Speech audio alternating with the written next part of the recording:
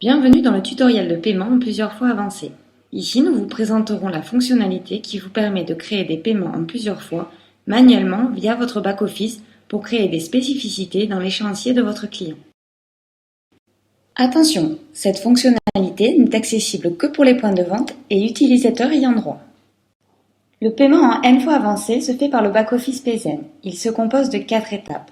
Pour commencer, cliquez sur Paiement en N fois. Les étapes validées sont signalées par un rond vert et les étapes restantes par un rond marron. Première étape, les informations sur le paiement. Tous les champs qui comportent une astérix sont obligatoires. Sélectionnez le type de carte. Une fois le type de carte saisi, le contrat et la devise se mettent automatiquement en fonction des informations remplies lors de la création du point de vente. Le compte client. Cette saisie permet de sélectionner un client déjà inscrit via un paiement par identifiant.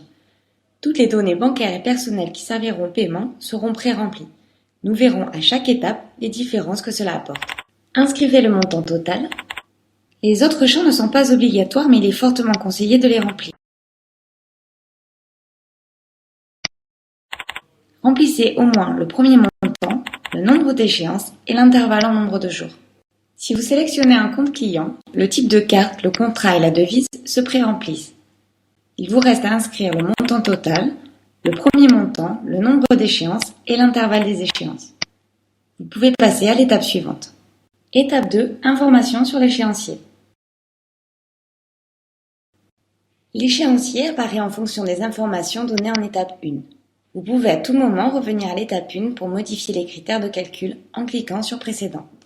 Dans ce tableau, vous pouvez modifier les dates des échéances, le montant des échéances.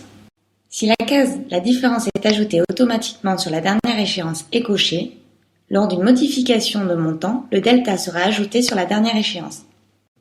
En décochant la case, c'est vous-même qui définissez la répartition.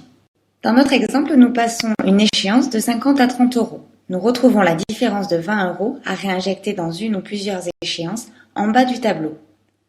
Vous ne pourrez pas passer à l'étape suivante si la somme des échéances ne correspond pas au montant total. Vous pouvez aussi supprimer une échéance. Le même système de la case à cocher s'applique. Ajoutez une échéance.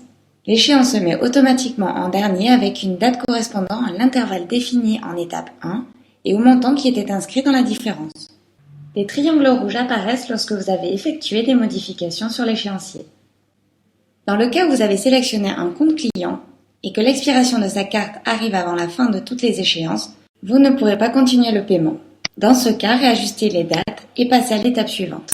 Troisième étape, information sur la carte. Inscrivez le numéro de carte de votre client, la date d'expiration. Attention, si la date d'expiration est antérieure à la date de la dernière échéance, un avertissement apparaîtra.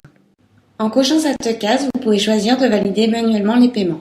Attention, vous devrez pour chaque échéance valider sur le back-office le paiement de l'échéance.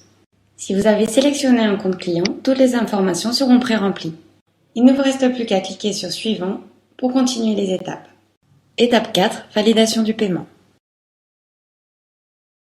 Vous retrouvez un récapitulatif du paiement.